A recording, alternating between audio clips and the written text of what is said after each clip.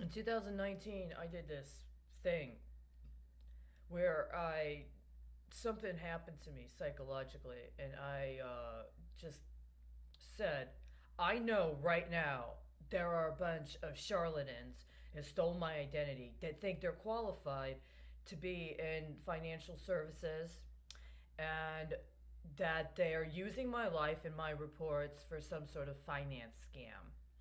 And they may be people that have been doing it for a while. They may be young blood. I don't give a fuck. The point of the matter is, we're talking about serious crimes. We're talking about murder. We're talking about strategically correlated and coordinated acts of sabotage on infrastructure that also result in deaths.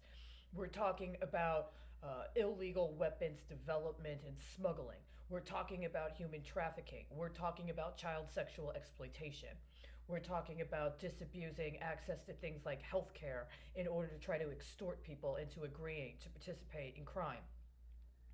Somebody just sees this as dollars and numbers and what the market's doing at one point in time, and does the bell ring on time, and if what's going on in this account versus this account, some newspaper article talking about scads of fucking money that seems completely incomprehensible to people where they're in a situation trying to figure out what they're going to do with their life and their children and whatever they may have left of their community.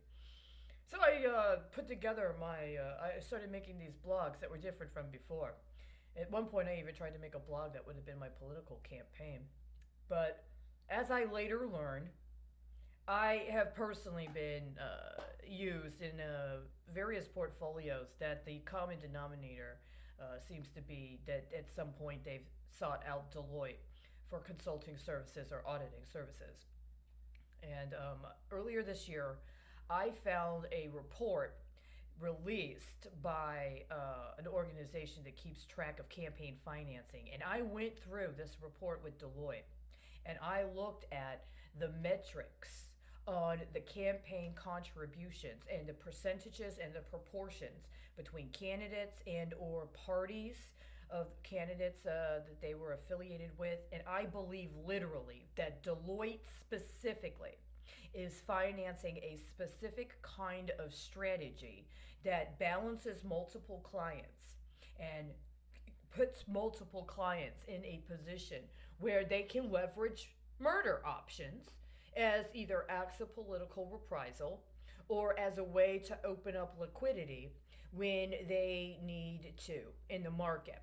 And I also believe it's connected to insurance schemes that launder intangible property connected to the awards of a state or to the distribution of benefits that come with termination or an end of life situation up to and including the death.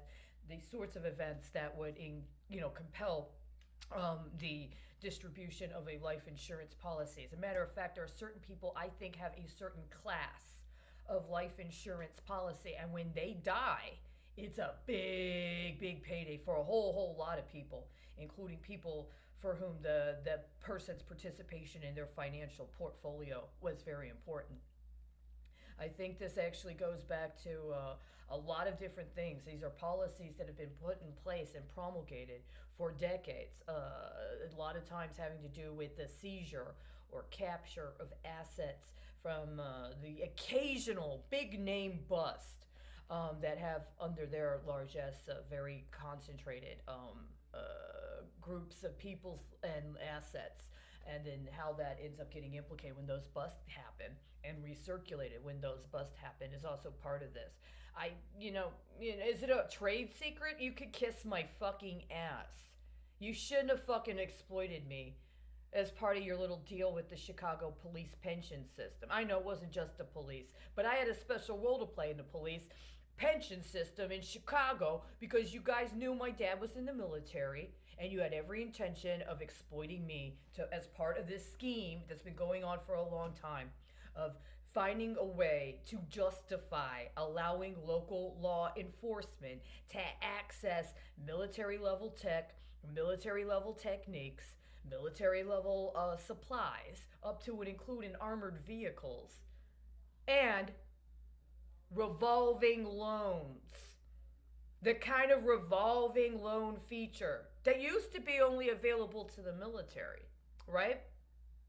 It also includes the intangible property of certain people that have been deemed to be high functioning and high value assets, but for whatever fucking reason are supposed to be depreciated and downgraded after they've been subjected to imposed alleged financial debt so somebody can lean on them. Now, I'm mentioning this now because today is June 19th. It's part of what I was doing last year.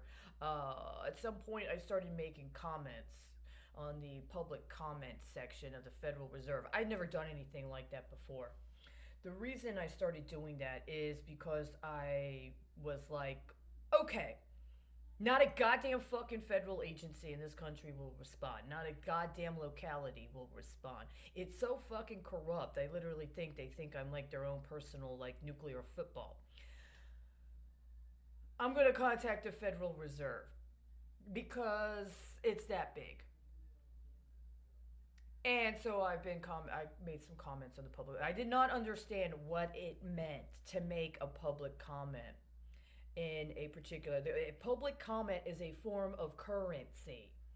You are making an investment in the government or the agency when you provide a public comment. They may not like it necessarily, but they may also like it. And when you make a public comment, you're in a class of other people that have commented as well on the topic at hand. And if you're someone like me, I don't know how it impacts these guys from these major banking institutions or these financial firms or these credit unions. It's kind of strange if you look at me and my name on a list with all the other people on certain public comments. But I am coming at it from a different perspective. And there's no fucking reason why I shouldn't be able to make a public comment. But after a while, couple months go down the road, couple years, couple T-bill issues, couple bonds come due, and things can change. Your perspective change. And the whole situation regarding the people with whom you're associated can actually be impacted substantially. But one of the things that's also taught me is that these big, huge financial firms and these big, huge banks are wasting a lot of our lives and trying to say it's about money. I'm going to read next the public comment. I apparently posted two public comments on June 19th of 2019.